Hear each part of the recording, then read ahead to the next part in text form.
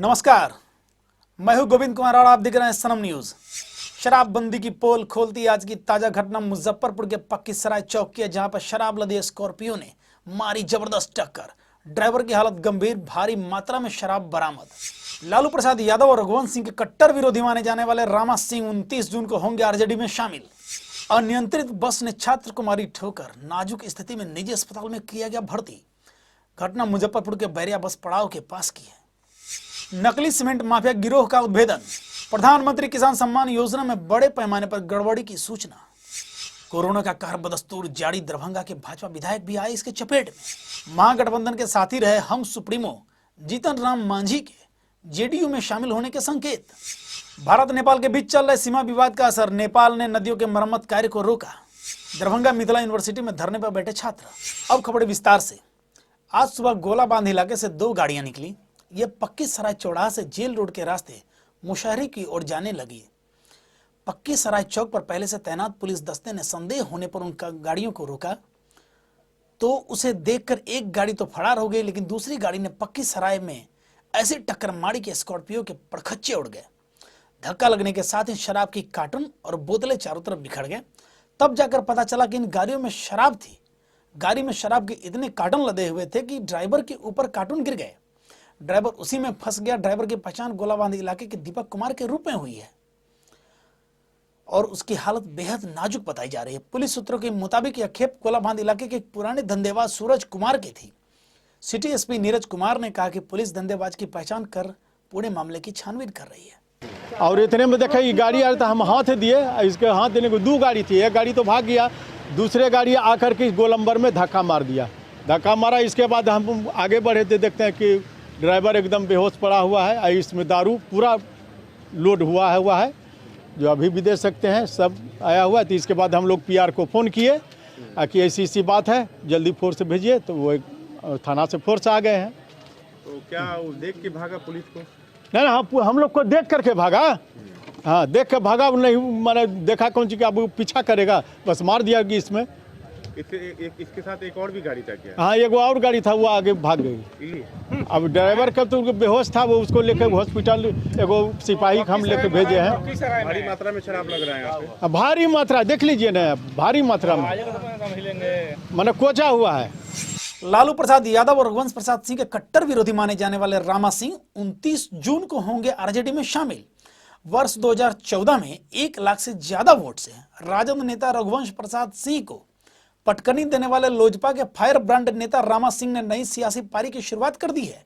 जी हां, रामा सिंह ने रविवार शाम नेता प्रतिपक्ष तेजस्वी प्रसाद यादव से मुलाकात कर 29 जून को राजद में शामिल होने की बात कहके सियासी सरगर्मी तेज कर दी है। अनियंत्रित बस ने छात्र को मारी ठोकर, नाजुक स्थिति में निजी अस्पताल में किया गया भर्ती। घटना मुजफ्फरपुर के बैरिया बस पड़ाव के पास की है। आज दोपहर मुजफ्फरपुर जिले के अहियापुर थाना क्षेत्र के बैरिया बस पड़ाव के नजदीक एक अनियंत्रित बस ने 2 छात्रों को ठोकर मार दिया है। दोनों छात्र चंडीगढ़ से लौटकर अपने घर जा रहे थे। दुर्घटना के बाद स्थानीय लोगों ने जमकर बस में तोड़फोड़ किया। हमारे संवाददाता अभय राज की रिपोर्ट। अपने बस स्टैंड उतर के यहाँ से बिलोंग कर रहे थे उस रास्ता से, तब तक उसके बीच में इन्होंने आया, वो अपने एक साइड में हो गए। उनका टर्निंग पॉइंट जो था बहुत नजदीक में था, उनको घसीट के कलगम 10 मीटर। अभी क्या स्थिति है? अभी उनकी स्थिति यही है कि यहाँ से उन लोग को निकाला गया है, दोनों पैर डैमेज है। अभी कहाँ है वो माँ जानकी हॉस्पिटल में है फिलहाल में। क्या नाम हुआ उनका जो घायल हुए हैं? रणधीर कुमार। कहाँ के रहने वाले हैं? वो लुआ चौक का। लुआ चौक। बीते शनिवार को कांटी पुलिस की छापेमारी में सीमेंट माफियाओं के अंतर्राज्यीय कनेक्शन का पता तब चला जब पुलिस ने कांटी के शहबाजपुर में नकली सीमेंट लदे 6 ट्रकों को पकड़ा। इसमें 10 लोगों को हिरासत में लिया गया है, जिसमें ट्रक चालक और गोदाम में काम करने वाले मजदूर शामिल हैं। इन सभी से पूछताछ के दौरान कई महत्वपूर्ण जानकारियां मिली हैं। कांटी थाने के थानेदार कुंदन कुमार ने बताया कि छापेमारी में गोदाम से सीमेंट की कई ब्रांडेड कंपनियों के बोरे मिले हैं, जिसमें नकली या खराब सीमेंट की पैकिंग कर मार्केट में सप्लाई की जाती है और ग्राहकों से ब्रांडेड सीमेंट की कीमत वसूली जाती है। इन सभी बोरों को भी जब्त कर लिया गया है। डीएसपी पश्चिमी कृष्ण मुरारी प्रसाद ने बताया कि कांटे रैक पॉइंट से इसका कनेक्शन होने के अलावा सभी महत्वपूर्ण बिंदुओं पर जांच के बाद केस दर्ज किया जाएगा। हालांकि गोदाम के संचालक अभी तक फरार हैं, जिनको पकड़ने में पुलिस लगी हुई है। प्रधानमंत्री किसान सम्मान योजना में बड़े पैमाने पर गड़बड़ी की सूचना। प्रधानमंत्री किसान सम्मान योजना, जिसमें देश के हर किसान को सालाना 6,000 रुपया, जिसमें 2-2 हजार के 3 किस्तों में मिलती है, का लाभ लेने के लिए जिले के बड़े पैमाने पर गड़बड़ी की सूचना मिल रही है।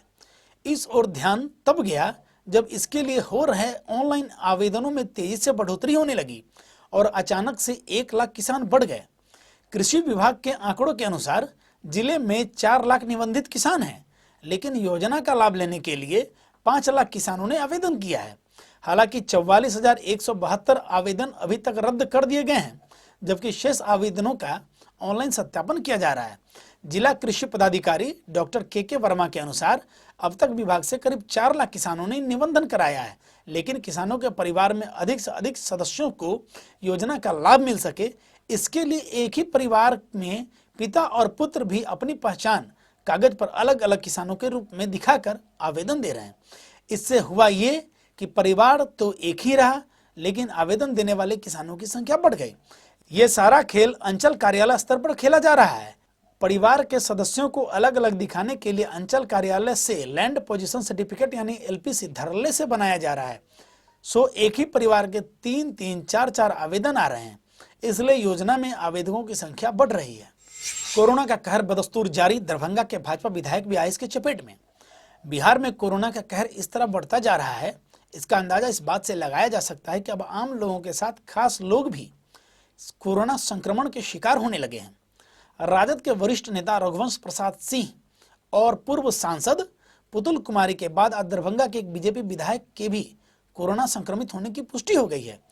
जानकारी के अनुसार विधायक के साथ उनका ड्राइवर भी कोरोना पॉजिटिव पाया गया है।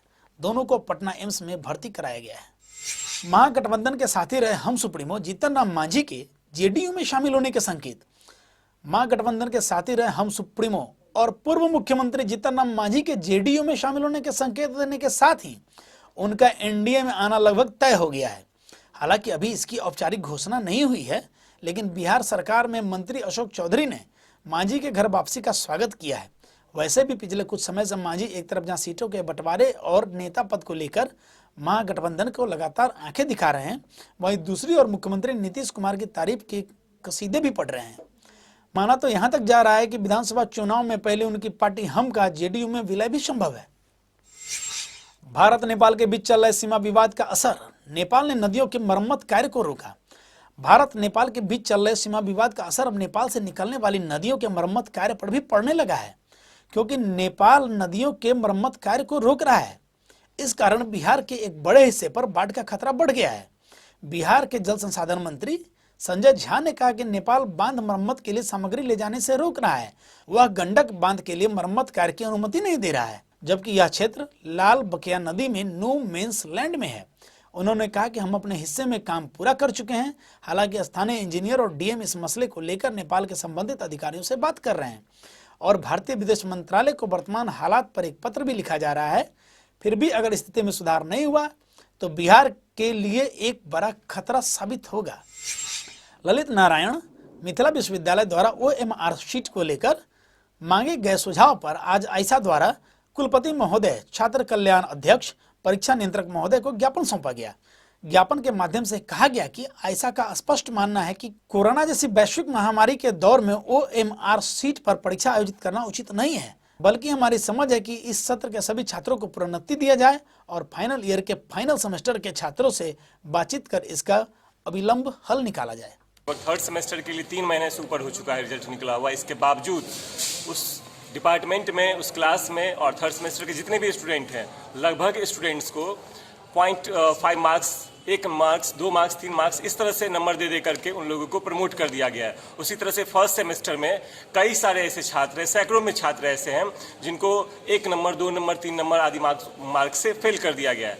तो यहाँ कहीं ना कहीं एक साजिश लगता है छात्रों के लिए। तो बने रहिए सनम न्यूज के साथ, फिर मिलेंगे। नमस्कार।